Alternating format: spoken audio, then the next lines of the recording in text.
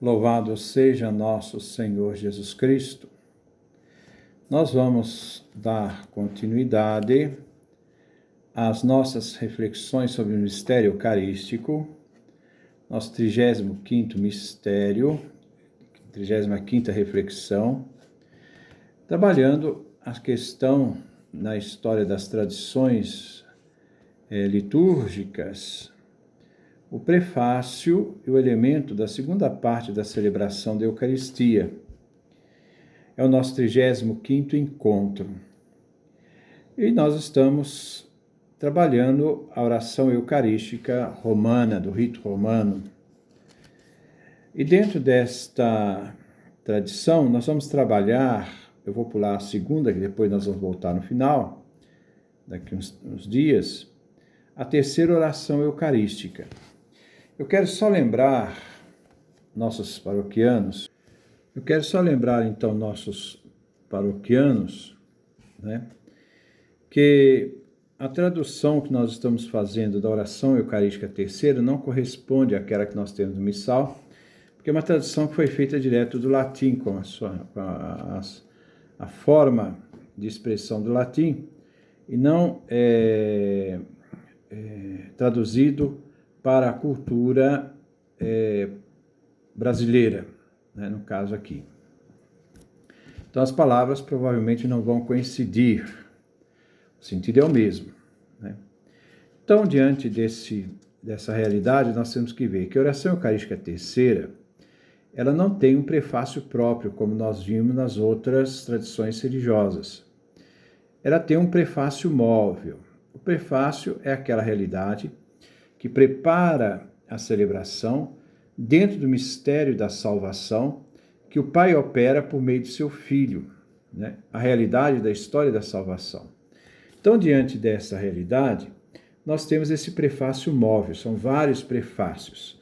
Nós estamos aqui pegando o primeiro prefácio do tempo comum, né? Então, ouçamos a primeira parte, que é a parte do prefácio. O sacerdote, aliás, o presidente da celebração, ele inicia o diálogo com a Assembleia e começa assim: o Senhor esteja convosco. Aí a Assembleia responde ao presidente, aquele que preside a celebração, e com teu espírito. Logo depois, o presidente diz: corações ao alto. E a comunidade então responde ao presidente: nós os temos dirigidos ao Senhor. E aí o presidente diz: demos graças ao Senhor nosso Deus. E a comunidade responde: é digno e justo. Aí começa um prefácio. Esse prefácio móvel, são vários prefácios, esse aqui é um deles, que tem em vista a perspectiva da história da salvação, que diz assim: é verdadeiramente digno e justo, equitativo e salutar, que te demos graças sempre e em todo lugar, seu Pai Santo, Deus onipotente e eterno, por Cristo, teu Filho muito amado. Então vamos retomar isso. Primeiro, ele coloca essas exposições aditivas.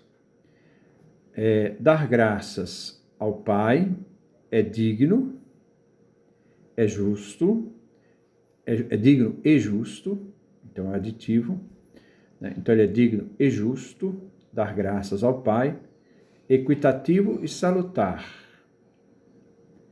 que nós possamos dar graças ao Pai, porque é o princípio e fim de toda a ordem da salvação, sempre, eternamente e em todo lugar.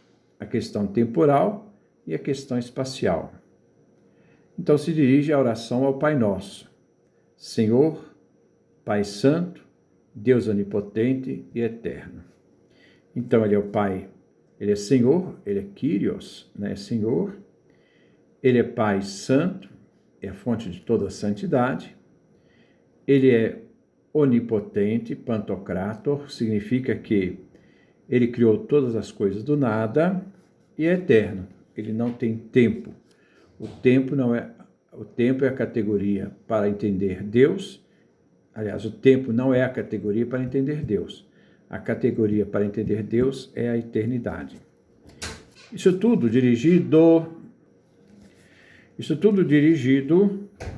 então, por mediação de Cristo, teu Filho, o Filho do Pai Eterno, muito amado.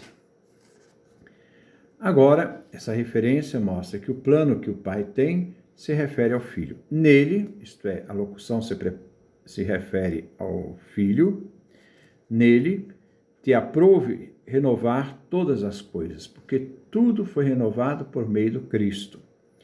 E fizestes com que de sua plenitude todos nós recebêssemos, porque por mediação do Filho, todas as bênçãos e graças, toda a realidade que é divina, né, nós recebemos através do Filho. Ele, embora sendo de condição divina, fazendo referência à realidade divina, ele é Deus com o Pai, então, ele sendo de condição divina, ele é Deus, esvaziou-se a si mesmo, fazendo referência a Filipenses capítulo 2, né? O Kênosis, ele se esvaziou a si mesmo, né? Assumindo a forma humana, a forma de um escravo. E com o sangue de sua cruz, então no mistério da morte de Cristo, esse sangue redentor derramado na cruz, pacificou o universo. Trouxe a paz onde não existia paz, a toda a realidade cósmica, ao universo. Por isso, em razão disso, esse Filho foi exaltado sobre todas as coisas. Isto é, tudo foi submetido ao Filho, e ele exaltou sobre todas as coisas na sua realidade, tendo em vista a ressurreição e a sua subida aos céus. E tornou-se, então, causa de salvação eterna. Então, esse Filho, né, neste momento do mistério da cruz, ressurreição e ascensão, ele tornou-se causa de salvação eterna. Não tem fim, é para sempre, para quantos lhe obedecem. Essa palavra obedecer é uma disposição para ouvir. Obedecer vem do latim ob audire, saber ouvir. E nós, então agora a comunidade orante ali reunida, unidos aos anjos e aos arcanjos, à corte celeste, aos tronos e às dominações, novamente a corte celeste, e a multidão dos exércitos celestes, cantamos o hino de tua glória, dizendo incessantemente. Ao terminar este prefácio, nós vemos então agora o trisságio. Esse trisságio que vem com esta realidade ligada a dois elementos. O elemento de Isaías, né, da manifestação de Deus a Isaías, na vocação de Isaías, e também essa realidade também profética que nós encontramos, né, atribuída ali a Jesus Cristo na entrada do templo, na entrada em Jerusalém. Santo, santo, santo é o Senhor Deus dos exércitos. Já falei para vocês, o judeu não tem superlativo, não tem a palavra santíssimo. Então, o judeu, para falar uma coisa santíssima, ele usa 3 vezes a palavra. Então, santo, santo, santo significa santíssimo. É o Senhor Deus dos exércitos. Céus e a terra estão plenos da tua glória.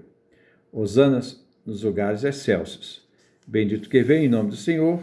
Hosana nos lugares excelsos.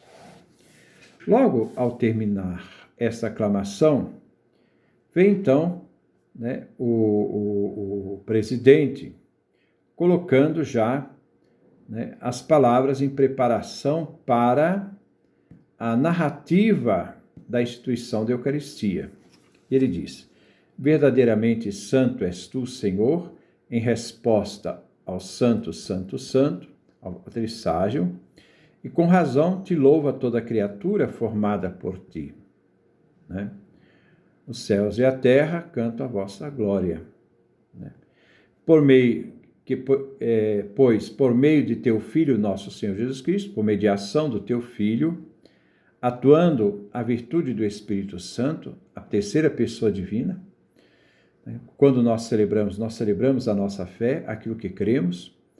Na realidade das palavras da Eucaristia já está refletida sobre aquilo que se crê. Então, nós celebramos aquilo que cremos. Aquilo que cremos é a base fundamental daquilo que celebramos. Então ele diz, atuando a virtude do Espírito Santo, né, vivificas e santificas o universo. Deus é o princípio vital de tudo, é o princípio de toda santificação. Quem faz isso? Pai. E não cessas de congregar para ti um povo que do Oriente ao Ocidente, isto é, do leste ao oeste, ofereça a teu nome uma oferenda pura. Então, é uma realidade da igreja que celebra, que se reúne, tendo em vista, né, esta realidade de celebrar o mistério da salvação que o Pai operou por meio de seu Filho, né, que atua naquela comunidade celebrativa pelo Espírito Santo. E diz, e agora te pedimos, suplicantes. Agora vem, então, a primeira epiclésia, a primeira invocação ao Pai para santificar as oferendas que estão lá diante do altar, o pão e o vinho. E diz assim, e agora te pedimos, suplicante Senhor, estes dons que te trazemos para serem consagrados, do pão e do vinho, digna-te santificá-los com o mesmo Espírito. Então, a invocação do Espírito sobre as ofertas. Invoca ao Pai para que o Espírito santifique essas ofertas, né? Para que se torne o corpo e o sangue de teu Filho. Não representar, mas se tornar verdadeiramente o corpo e o sangue de Jesus, o Filho, nosso Senhor Jesus Cristo. Este é o Filho do Pai Eterno. E diz, por cuja ordem celebramos estes mistérios. Ao ter essa epiclese, inicia então o relato da paixão. Neste relato da paixão, ainda continua a presença do presidente da celebração. Ele vai narrar, então, neste momento, a Eucaristia, o gesto eucarístico de Jesus. Pois ele, na noite em que se entregava, tomou o pão, dando-te graças, pronunciou a bênção, partiu-o e deu a seus discípulos, dizendo. Então, aqui nós temos a parte narrativa da ceia, que expõe aquele gesto que Jesus fez. Agora vem as palavras de Jesus. Neste momento, o presidente assume a dimensão do sacerdote. E naquelas palavras de Jesus, quem fala é o próprio Jesus. Você vê a pessoa do sacerdote, você vê a palavra, você ouve a palavra dele, você percebe os gestos dele, mas ali quem age é Jesus. Então, é Jesus que age na pessoa do sacerdote. O sacerdote age em pessoa na Cristo. Nesse momento, só. Tomai e comei dele todos, pois isto é meu corpo, que por vós está prestes a ser entregue. Então, aqui age a pessoa do sacerdote. Ao terminar essas palavras, volta ao presidente a narrar. Do mesmo modo, depois de ter ceado, porque isso aqui é uma parte narrativa, não é a parte sacerdotal, tomando o cálice e dando-te graças, pronunciou a bênção, deu a seus discípulos, dizendo. Aqui, então, é a realidade do presidente. Agora entra a dimensão sacerdotal, onde Cristo age na pessoa do ministro. É ele que dá validade ao sacramento. É Ele que dá validade à consagração do corpo e sangue de Cristo. Por isso que, para consagrar as espécies, é preciso que seja ordenado validamente pela Igreja. Tomai e bebei dele todos, pois este é o cálice do meu sangue, da nova e eterna aliança, que por vós e pelas multidões está prestes a ser derramado para a remissão dos pecados. Fazei isto em meu memorial. Até aqui, a manifestação da presença do Cristo, sacerdote no sacerdote. Logo depois, ao terminar, volta o presidente. Portanto, Senhor, celebrando o memorial da paixão salvífica do mesmo teu Filho, isto é, a Eucaristia é este memorial que faz presente o mistério da cruz, por meio da Eucaristia que Jesus celebrou com seus discípulos, porque os discípulos antecipadamente participaram do mistério da cruz naquela ceia. E aí, então diz, de sua admirável ressurreição e ascensão ao céu. Então, a paixão salvífica, a ressurreição e ascensão ao céu, que é todo gesto salvífico, redentor que Cristo realizou por nós. Mas também aguardando sua segunda vinda, na perspectiva do Cristo que virá novamente nos fins dos tempos, na parousia, para julgar vivos e mortos. Então, diante desse mistério salvífico, nós te oferecemos, rendendo-te graças, este sacrifício vivo e santo, sempre dirigido ao Pai. Agora, inicia dentro desta oração eucarística uma nova epiclese, a epiclese pós-oração eucarística, que ela tem uma dimensão escatológica, porque o Espírito Santo que age na igreja, porque a igreja ela é assistida pelo Espírito Santo. Quando você vê lá no Evangelho de São João, capítulo 20, versículo 19 em diante, quando Jesus envia os discípulos, como o Pai me enviou, eu também vos envio.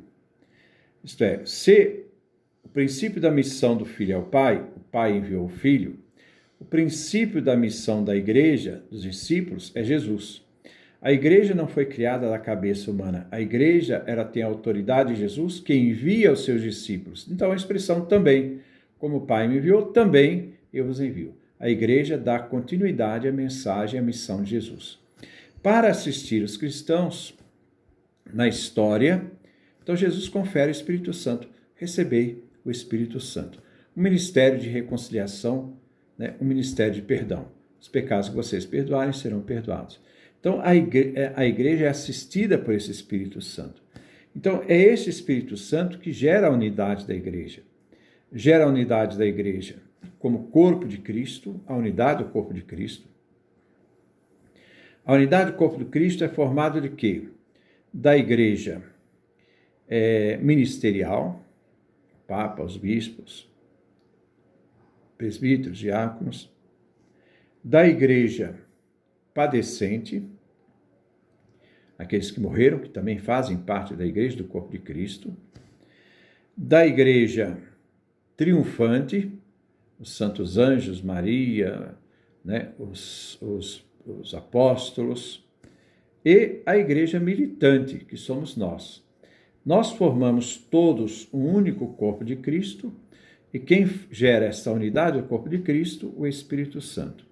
Olha, pedimos-te a oferenda da tua igreja, e reconhecendo nela a vítima, cuja imolação quiseste ser aplacado, concede que com os que nos nutrimos com o corpo e o sangue de teu Filho, repletos do Espírito Santo, nos encontremos em Cristo como um só corpo e um só Espírito. Então, é o Espírito Santo que gera a unidade da igreja, a Eucaristia gera essa unidade do corpo de Cristo, a igreja. Então, em Cristo, por meio do Espírito Santo, que gera essa unidade, sejamos um só corpo e um só espírito. Então agora vem a exposição desta unidade. Que Ele faça de nós um dom eterno para Ti, para que possamos alcançar a herança com Teus eleitos. Primeiramente com a Beatíssima Virgem Mãe de Deus, Maria. Então a Igreja triunfante. Com os Teus bem-aventurados apóstolos e com os gloriosos mártires e com todos os santos, por cuja intercessão constantemente confiamos, porque eles estão na realidade, participam da realidade divina, então eles também exercem para nós uma intercessão. Essa intercessão não tem nada a ver com o dom do Cristo na cruz. O dom do Cristo na cruz foi único, só Ele realizou por nós. Essa realidade, essa intercessão, essa mediação do Cristo na cruz só Ele fez. Mas a partir do momento aqueles que participam da realidade divina, a Igreja triunfante, também participam também já dessa realidade de intercessores por nós junto a Cristo. E ele diz então, e com todos os santos, por cuja intercessão constantemente confiamos, encontrar ajuda junto de Ti. São pessoas que nos ajudam, né, a realidade dessa vida, dessa graça que se encontra junto do Pai. Esta vítima de nossa reconciliação, que é Jesus, pedimos-lhe, Senhor, seja útil para a paz e a salvação de todo mundo. Então, que o Cristo eucarístico, que nós celebramos, né, que é uma vítima de reconciliação, esse Cristo eucarístico possa fazer com que aconteça no mundo a paz e a salvação. Digna-te confirmar na fé e na caridade tua igreja peregrina sobre a terra, a igreja caminhante, com teu servo, nosso Papa X, e nosso Bispo X. Vamos colocar Papa Francisco, e nosso Bispo, aqui é Dom Valmor, né? Com toda a ordem episcopal e todo o clero, e com todo o povo que adquiriste. Então, nós temos aqui a igreja, a igreja ministerial, o Papa, o Bispo, a ordem episcopal, o clero, e nós temos a igreja itinerante, a igreja que caminha, e com todo o povo que adquiriste. Se propício e benigno para com os votos desta família, isto é, da comunidade reunida, a família de Deus reunida naquele momento, naquela Eucaristia, que quiseste que estivéssemos presente a Ti. Deus quer que estejamos presentes naquele ato celebrativo. Reúne para Ti com piedade, Pai clemente, todos os Teus filhos dispersos por toda parte. Então o Espírito Santo gera essa unidade para com toda a humanidade. E também lembra agora a igreja padecente, nossos irmãos defuntos e todos os que, em teu agrado, passaram deste mundo. E aí vem a súplica, admite benigno em teu reino, onde nós também esperamos estar. Né? Então, quer dizer, pede pela igreja padecente. Agora, a fim de que, para que, juntamente com eles que morreram, sejamos perenamente saciados, nós que estamos caminhando ainda, de Tua glória, por Cristo nosso Senhor, por mediação do Cristo nosso Senhor, por meio do qual dás ao mundo todo bem. Então, tudo que nós recebemos de bem, todo princípio de bem, vem do Pai. E depois ele termina com a grande doxologia. Por meio dele, com ele, nele. É a Ti, Deus Pai Onipotente. Isso aqui é o final, é a síntese de toda essa expressão. Então, por meio dele, de quem? Cristo, com ele, com Cristo e nele, em Cristo, é a Ti, Deus Pai Onipotente. Então, tudo aquilo que Cristo realizou se dirige a Ti, Pai Onipotente. Essa realidade toda na unidade do Espírito Santo. Então, ao Pai, por tudo aquilo que Ele realizou por nós, toda honra e glória, por todos os séculos dos séculos. Amém. Então, nós vimos aqui esta oração terceira da celebração eucarística do rito romano. Né? Então, nós vemos que essa realidade mostra todo o aspecto da salvação. Claro que as outras tradições, o esquema é o mesmo praticamente, né? Tem alguns elementos que são pequenas variantes, mas elas estão centradas entre esses elementos, que mostram, né, que a tradição da igreja celebrativa sempre celebrou o que ela acredita, porque por detrás das palavras da celebração está o mistério da nossa fé, a razão da nossa esperança e a realidade que nós acreditamos e vivemos. Então, celebramos a nossa salvação, realizada pelo mistério trinitário, em que Cristo se fez um de nós, assumiu a nossa condição e deixou esse cerimonial, essa anamnese, né? essa celebração, que é uma atualização, uma realidade da presença real de Cristo no meio de nós. Então, que Deus nos dê a sua graça, a sua bênção, a sua face resplandeça sobre nós. Na próxima semana, eu vou trabalhar a oração quarta da tradição litúrgica romana.